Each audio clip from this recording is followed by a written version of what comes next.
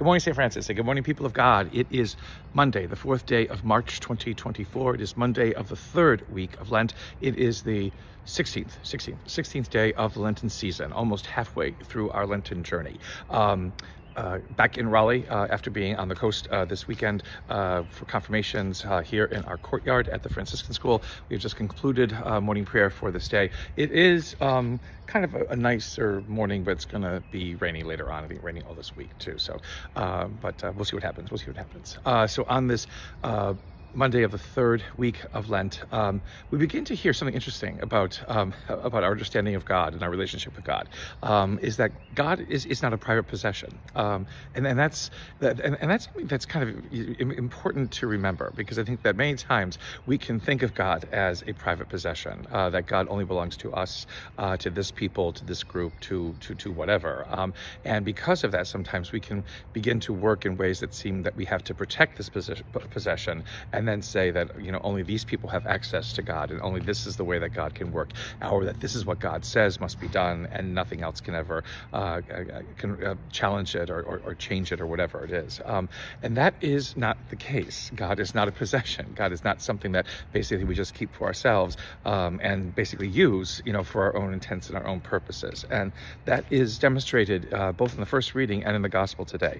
In the first reading from the second book of Kings, Naaman, who is an Aramaean, not a Jewish person, is a soldier, or whatever, a commander of the armies of the king of Aram, which is where the Aramaeans come from in the book of Kings. They come from other places too, historically, but in the book of Kings, Aramaeans, have the king of Aram, and he's a great general, but he also has leprosy. And so, what to do to cure this? There's nothing that can be done. It seems they capture an Israelite town and they take a small girl as a servant, as a slave to one of the wives of Naaman, and the servant basically says, servant to the king, I forget which was it, but it's a servant anyway. But the little girl says, this person who has leprosy, they can be cured by the prophet of Israel, and the prophet of Israel at this time is Elisha, and so they decide to go to try and see if this is going to work. And Elisha basically tells Naaman,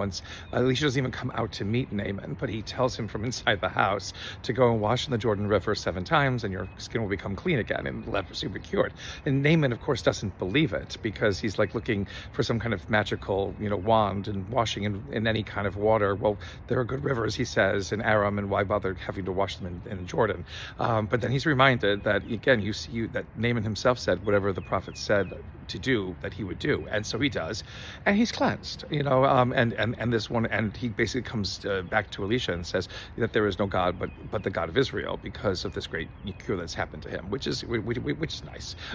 But the thing about it is that it's God who is working this great miracle for this non-Jewish person, and again, this God who, again, if often seen only as the God of Israel and nothing more, is shown to be much more than just the God of Israel. Same thing now happens too in the gospel today from Matthew. There's another confrontation that Jesus is having with the scribes and the Pharisees, and then others who are following them, and Jesus basically says, because the confrontation is, that we are the chosen people and we can decide, who is our Messiah and how God acts, and you're not acting in the way that we believe, God should act, and so we're not going to follow you.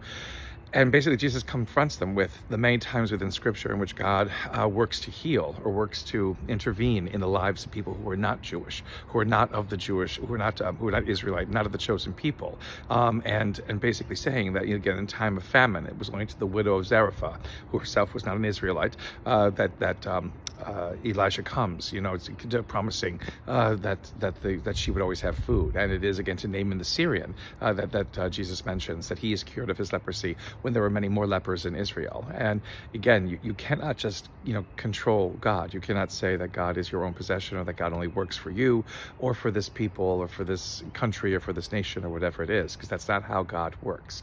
The people are furious. They want to throw him off a cliff because of that, of course. And Jesus comes through their midst, on untouched and whatever.